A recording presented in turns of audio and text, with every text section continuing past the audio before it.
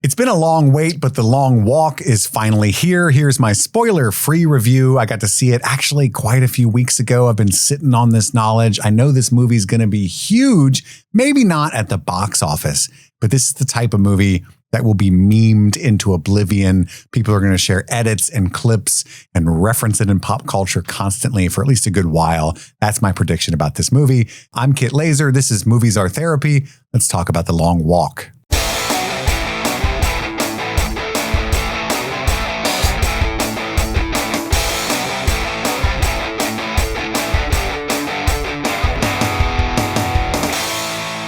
The Long Walk is based on a Stephen King novel that I have never read. It was when he wrote it under one of his pseudonyms, so I don't have that kind of knowledge to bring into this. I think the marketing for this movie has been stellar, and part of the reason why I think it's going to be so huge, you probably saw that bit going around on the internet where they invited influencers who had to walk on a treadmill at no less than 3 miles per hour for the entirety of the film.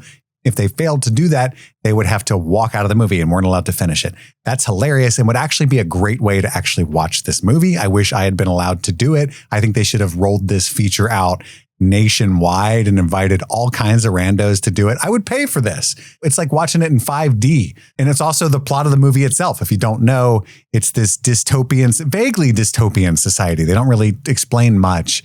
Where one person from each state, I think once a year, but at the very least periodically, is asked to walk indefinitely and be the last person standing. That's what the movie's about. There is no end to the race. It's just when one person is left alive, that's when it ends. And it's televised all throughout the city. And you're probably thinking, wow, this sounds very similar to Hunger Games or something like Squid Game.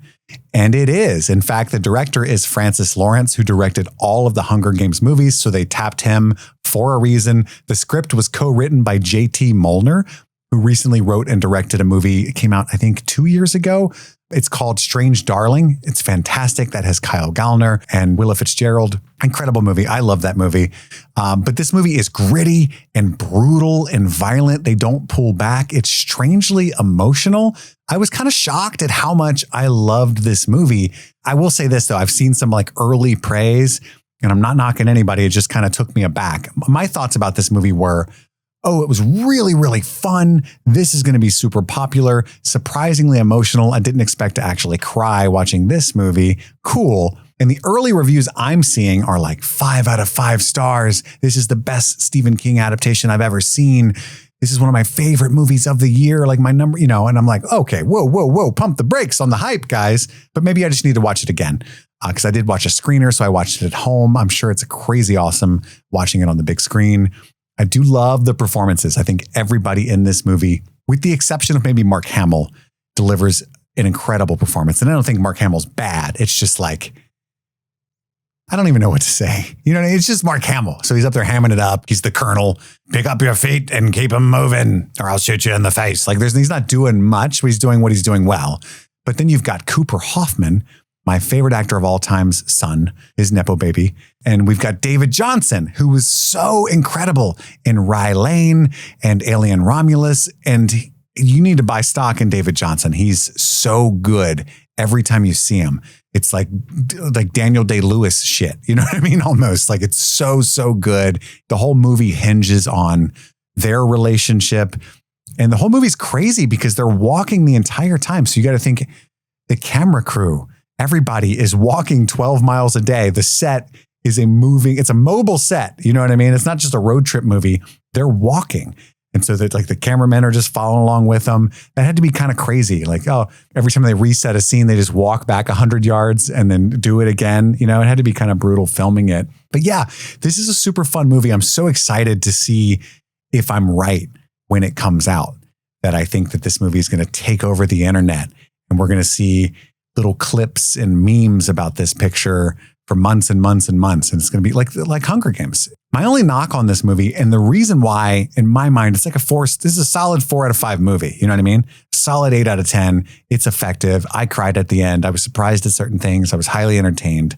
But there's an element to it that to me is like, at the risk of sounding condescending, a baby's first dystopia kind of story. There's something like reductive and small about the oppression that we see. Like, we got to resist and we got to stand up. It's, oh, Captain, my Captain. And that same element is present in Hunger Games, but Hunger Games is based on a young adult fiction. It's meant to be kind of simplified and dumbed down for younger readers.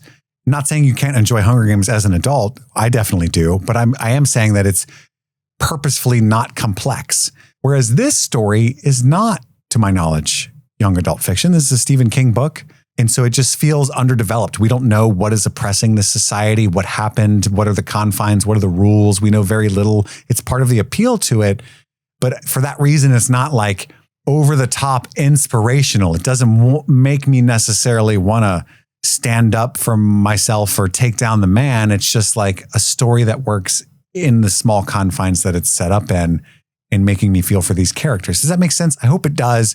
That's my big knock against this movie is I feel like people are going to hold this up as something more than maybe it deserves to be.